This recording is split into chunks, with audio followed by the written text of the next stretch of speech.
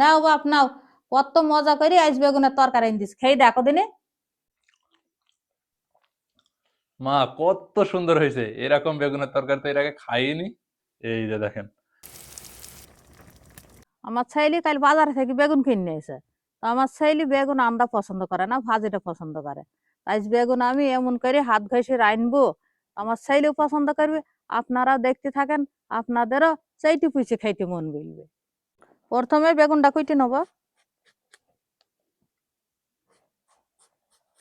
এবার বেগুনের খোসাটা বিনে নেছে।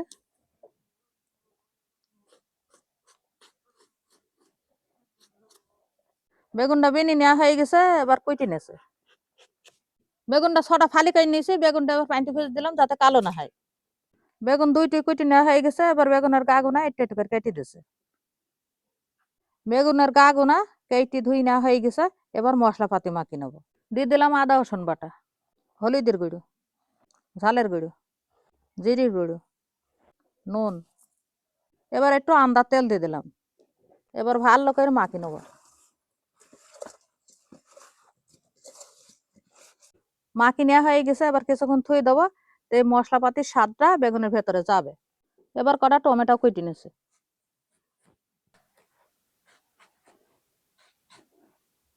এই যে টমেটো কুইটে নেওয়া হয়ে গেছে। এবার বেগুন গুনা তেলে দিয়ে ভেজে নেবো।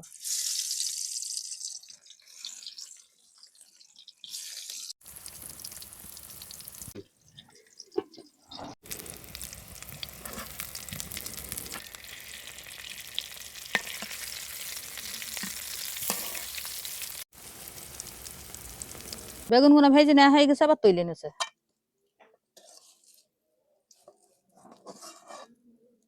এবার বেগুন ভাজা তেলে টমেটো গুনা দিয়ে দিলাম।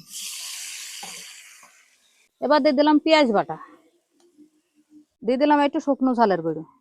এবার স্বাদ মতো নুন দিয়ে দিলাম। এবার নেড়ে চেড়ে জাল দিয়ে টমেটোটা ভালো করে সেদ্ধ করে নেবো। এই যে টমেটোটা কত সুন্দর সেদ্ধ হয়েছে, সেদ্ধ হয়ে টমেটোটা একবার গইলে গেছে। এবার ভাজা বেগুন গুনা একটা একটা করে দিয়ে দিছে। এবার আস্তে আস্তে একটু জাল দেবো। আন্দা হয়ে গেছে, এবার সাইডে ধনিয়ার পাতা ছেটে দিলাম।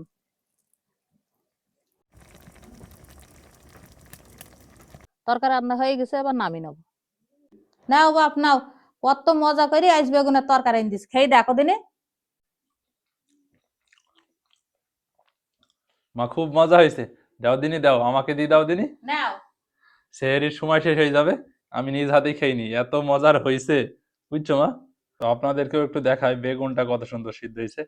এই যে দেখেন, আমি বেগুন রান্না খাইনি, তো মা এমন ভাবে রান্না করেছে আমি একবার মুখে দিই, মানে এত পরিমাণে স্বাদ হয়েছে বইলি বোঝাইতে পারছি নি। এবার এইভাবে হালকা করে মাখিয়ে নিছি। সাথে এই যে টমেটো দিছে, টমেটো শুদ্ধ একটু নিলাম।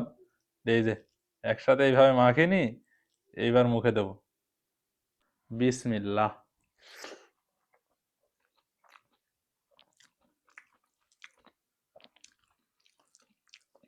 আহ, কি যে মজা লাগছে! যারা বেগুন খেতে পছন্দ করেন না, এরকম করে একবার ট্রাই করা দরকার। আমি বেগুন ভাজি খাই, তবে রান্নাটা আমার সাথে খুব একটা ভালো লাগে না। মুখে দিতি এত সুন্দর বেগুন, মনে হয়েছে এতে দুইটা স্বাদ পাওয়া যাচ্ছে। বেগুন একটা ভাজার স্বাদ আছে, সেই সাথে টমেটোর টক টক একটা স্বাদ।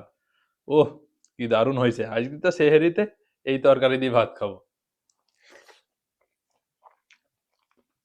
তরকারিটা সত্যি এত এত মজা হয়েছে। তারপরে দাঁড়ান একটু, টকটা আমি একটু বাড়িয়ে নিছি, একটা লেবু যখন মা দিছে, লেবুটা চিপি নেবো। বাজার থেকে কিনা লেবু, তো খুব একটা রসও নেই। এই একটা লেবু কিনেছি, একটার দামই 10 টাকা পিস। একসাথে দুইটা কিনে নিয়ে আসা হইলো কালকে একবারে বাজার করার সময়। এদের রসই পড়ছি না, মানে এখনকার লেবু লেবু সাইজটা বড়, তারপরে মনে হয়েছিল রস নেই। হালকা একটু রস আছে, যা পড়েছে ওই দিয়ে ফের মাখিয়ে নিয়েছি। ফের এই যে একটু টমেটো নিলাম, ফের একইভাবে এই যে মাখাবো। আর এই যে বেগুন আছে, বেগুন এই যে ফের হাত দিয়ে চাপ দিদি কত সুন্দর সিদ্ধ। ঠিক আছে, এইভাবে মাখিয়ে নি, আবারও মুখে দিছি।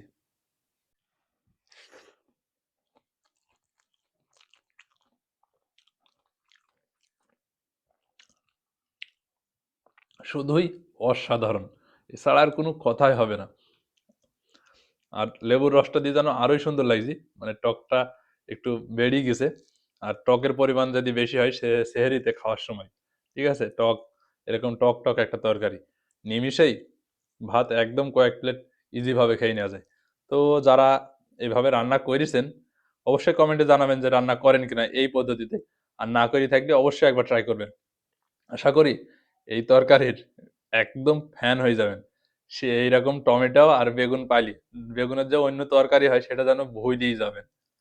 তো অবশ্যই এইভাবে ট্রাই করবেন। আর মা আরো একটা তরকারি রান্না করেছে, তো আপনাদেরকেও দেখাই আমি। এই যে মাছ রান্না করেছে, তো মাছের তরকারি দিয়ে আজ আর খেতে মনই চাইছে না, যতটুকা পারবো এই তরকারি দিয়ে খাবো ভাবছি। তো ভিডিওটাও আর বাড়াবো না, আজকের ভিডিওটা এই পর্যন্ত শেষ করে দিয়েছি। রমজানের রোজাও প্রায় শেষের দিকে, এই কয়দিন থাকতে থাকতে সেহরিতে এরকম একটা মজার তরকারি রান্না করে দেখতে পারেন। আশা করি পেট পুরি ভাত খেতে পারবেন। তো ভিডিওটা এখানে শেষ করে দিয়েছি, দেখা হবে নতুন কোনো ভিডিওতে। ততক্ষণ সবাই সুস্থ থাকবেন, ভালো থাকবেন। সবাইকে জানাই আল্লাহ হাফেজ।